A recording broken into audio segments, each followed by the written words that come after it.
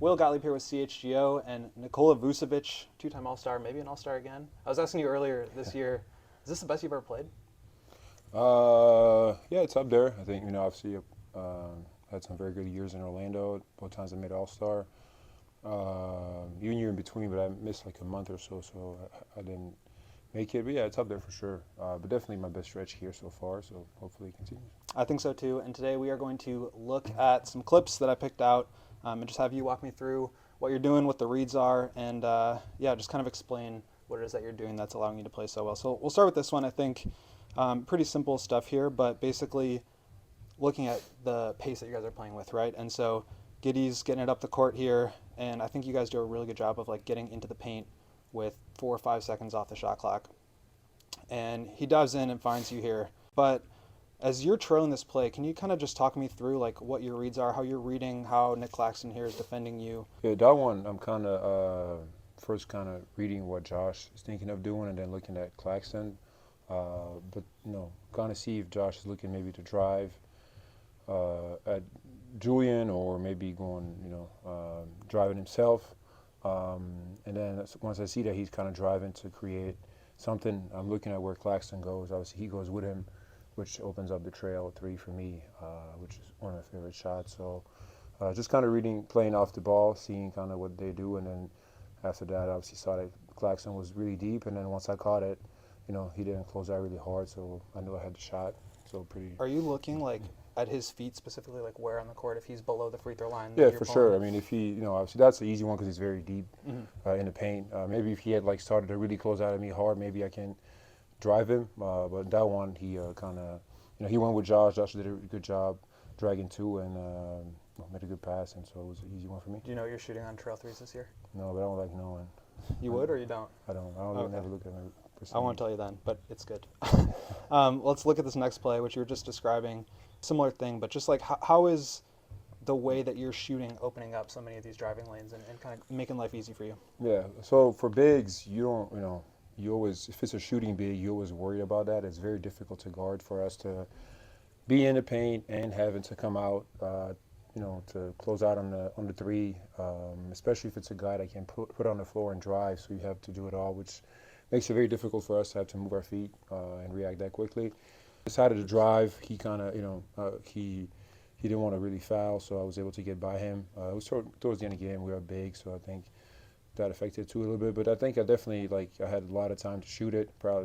Was probably the better decision. I was able to drive as well, go by him, because he kind of didn't want to foul and kind of moved a little bit. But I think ended up working out, but I think looking back at it, I should have probably shot it. Probably would have been a better decision. Well, you get the easy 2 there, and obviously this was the in-season tournament game, so you get to run up the score a little bit too. Yeah, next one, this is more just kind of into your early offense. Obviously, the trail 3 is not there for you, and so you flow into this DHO action with Zach. Walk me through what you're kind of looking at here and what that read is. So so it's part of our action. Kind of that one, he kind of crosses and kind of flips it back to me. So I look at the shot first. Claxton was kind of there, so I'm looking to create something else for somebody. In this instance, it's Zach in the empty side, which usually is a pretty good play for us. Yeah. When he comes off, if his guy goes under, he can step behind the screen, shoot it. If his guy, trails, then he's really good at driving to the paint, and then I kind of pop either to mid-range or 3. He drags both my guy and his guy, gets me an open shot. That one, I kind of roll pop in a weird area, so he makes a good pass. I'm able to make a pretty tough shot, but the better play would have been me maybe stretch out a little more, and maybe Zach try to take it a little more. Get out to the corner. Yeah, but the guy shorter helped a little bit, so he made him pick up the ball. It worked out. If I pop a little more, it's probably more space for me. I can probably get a 3, or I can drive, attack. So it's like there's not as much separation between me and Zach and my guy. Yeah, and he kind of passes a little bit early so too. Maybe, but that's because Schroeder is there, so right. it's tough for him to pick it up. So I think I need to take a little step more towards the outside, create more space, and then it would make my guy have to make a decision. Does he come with me, or does he stay with Zach? There he can kind of stay in between. Again, it works out, but I could have executed a little better. I like the little Dirk fade though. It's working this year for you. I won't tell you what you're shooting on those either. This was another one from the Sixers game. I think it was your last game, and a similar action, getting reversed to the opposite side, and you get this down screen from Mattis. I believe this is zoom action. Yep. And Zach comes off, and the help is just really focused on him, and that gives the runway for Mattis. Yeah, what's kind of the read here? Yeah, so that's one of our, we run that quite a bit. When I get the ball at the top and go into a weak side action, in this case it's a handoff. And so I'm bringing the ball and trying to read what they do, whatever Mattis and Zach going to do. Does Mattis screen for him? Does Zach screen for Mattis in the back screen? And Mattis back cuts and Zach comes off. Does Zach's guy trail him? Does he kind of shoot the gap? Depends on what the defense does. Then I make my read. In this instance, obviously both went with Zach, so it was pretty easy play to. And Mattis did a good job slipping it out, and Zach got both guys go with him, so it was easy play for me to make to Mattis. But yeah, just kind of reading what they do, what defense does, what they do, and then make a read off of that. It speaks to how well Zach's playing and shooting. For sure, yeah. Defense Well, has to when really he's stick aggressive with and him. he's making shots like that, it opens up so much for everybody. Next one here. This is just more in the half court. Obviously, it's a drag screen for Ayo, who's having a really good year, but the floater is working for you really well this year. I think Ayo's taken a big step forward in terms of his ability to change speeds in the paint. So I just wanted to give you a chance to talk about him and your kind of partnership with him in the pick and roll. Yeah, I like playing with Ayo a lot. He's great at getting downhill, creating separation, getting the big to have to make a decision. Does he stay with me? Does he go with him? And it's tough when you have a guy that's so quick like Ayo is and is able to finish at the paint. It's tough on defense.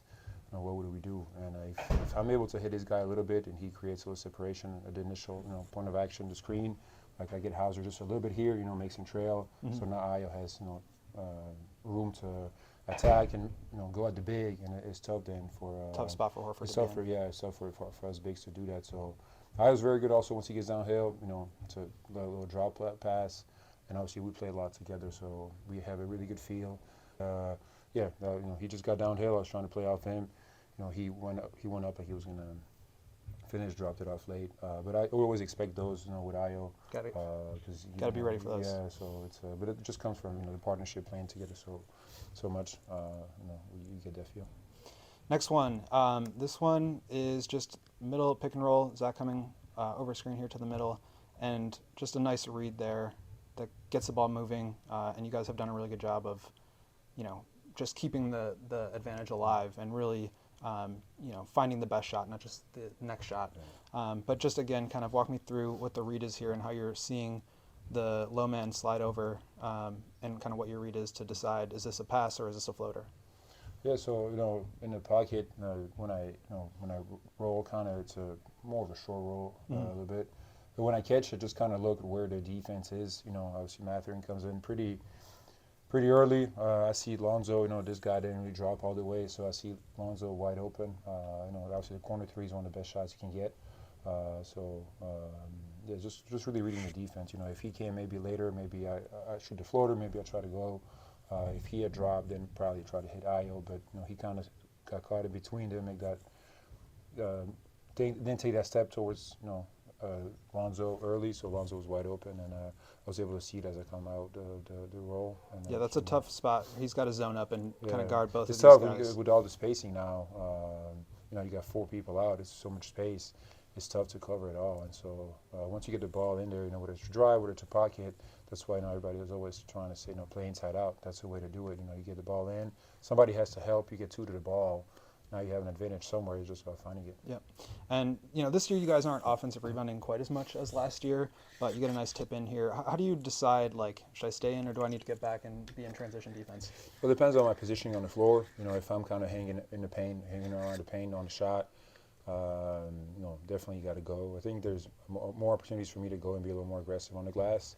If I'm there, if I'm in the corner, kind of above under the break, closer to the basket, and probably go if I'm above the break, or from Ayo and then any of that space above it, probably run back. Time to get back. Because it's very hard to get those, and if you get caught running at the rim and the ball bounces over you, then it's transition, and it's a tough spot for us. So in this instance, I'm in the paint, obviously, and you got I have a smaller on me, right.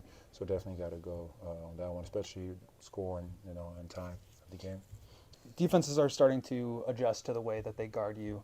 In these last couple games, I think they've been putting a lot more pressure on you, not letting you have those trail threes. And then this last one, this was against the 76ers too, and it's just an example of something that they were doing all game long, which was this veer switch, which basically, I mean, you can describe it better than I can, but kind of what is Kelly Oubre doing here, and how does it impact your ability to get open? Yeah, so they sometimes they'll switch early, sometimes they'll switch if a guy takes, if the big gets dragged out. It's something we do as well. So it all, on that action, I should have gone to the weak side right away, and then probably allow Matas to go back to Zach or Kobe to go back to Zach and play, put Embiid in like a small pick and roll. Or I can dive, and then they can try to hit me in the post. Yeah, so that was kind of my next question. Is I went there, but then he did a good job kind of taking it away. I probably maybe could have had position better.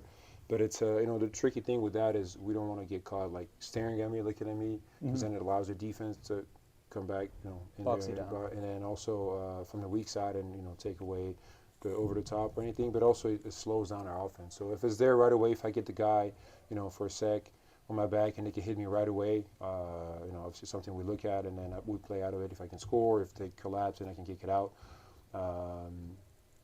But, obviously it wasn't there, so, Matas does a good, Matas does a good job going back to Kobe, and then he makes a good job driving and then getting Zach a really good open shot.